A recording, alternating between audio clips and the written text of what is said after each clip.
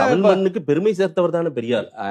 தமிழர்களுக்காக குரல் கொடுத்தவர் தானே. அசிங்கப்படுத்தினது பெரியார். இந்த பாருங்க, ஒண்ணு தமிழனா அசிங்கப்படுத்தினதா பெரியார். என்ன பண்ணாங்க, ஒரு கடைசி காலம் வரைக்கும் வந்து ஒரு துணைவி வேணும் வச்சுக்கிட்டது தான் பெரியார். அவரெல்லாம் ஒரு ஒழுக்கத்தோட நம்ம சொல்றது தப்பா. தனி மனித ஒழுக்கத்துக்கு பாருங்க, பெரியார் இங்க என்ன கொண்டு வந்தாரு, என்ன கொள்கைகளை பரப்புனாரு, என்ன எதற்காக போராடினான்றது விஷயத்த நீங்க மறக்கறீங்க. இந்த பாருங்க, ஒண்ணு சொல்லுவோம். இப்ப அந்த ஆலய நுழைவு பிரச்சனை ஒண்ணு இருக்கு, நல்லா புரிஞ்சுங்க.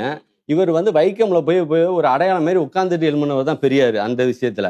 ஆனா பசுமன் முத்துராமலிங்க தேவர் கோயிலுக்குள்ள அழைச்சிக்கிட்டு போனாரு, செயல்ல இறங்கி காமிச்சது இது. பெரியார் தொண்டர்கள் அதை செஞ்சாங்க. அனைத்து சாதியினரும் அர்ச்சகராகலாம், வாங்க உள்ள போலாம் அப்படின்னு கூப்பிட்டு உள்ள விட்டுருக்காங்களே, பெரியார் தொண்டர்கள் தான் பண்ணிருக்காங்க. பெரியார் திமுக தான் பண்ணிருக்கு. திமுக பண்ணிருக்குன்னா இப்ப அதை வந்து அப்படி சொல்ல முடியாது.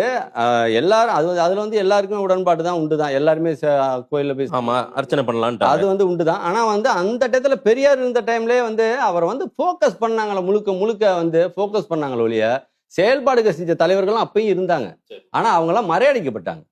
பெரியாரை மட்டும் தூக்கி பிடிச்சிக்கிட்டு பகுத்தறிவாதினா பண்ணா முன்னாடி, அதுக்கு முன்னாடி வாழ்ந்தவனா மடையனா வாழ்ந்தானா தமிழ்நாட்டுல மன்னர்களா இருந்தா என்னென்ன ராஜராஜ சோழனா எடுத்துக்கிட்டீங்கன்னா அவனோட மைண்டுக்கு அந்த கோயில் எந்த அளவுக்கு வந்திருக்கு, ஆனா அறிவு இல்லாம செஞ்சிருப்பாரு அவரு.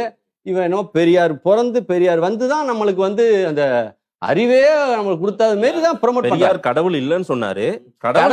கடவுள் இல்லைன்னு சொல்றீங்களா, அது ஏன் வந்து செய்யறத இப்ப நீங்க என்கிட்ட சொல்றீங்களா, இதை வந்து இப்படி சொல்லலாம் நீங்க அப்படின்னு. அதே பெரியார் ஏன் கோயில் வாசல்ல போய் அந்த எழுதி வச்சு வைக்கணும் அப்படின்னு, அதெல்லாம் தப்பான விஷயம் தானே. ஒரு மக்களோட உணர்வு அது. நீ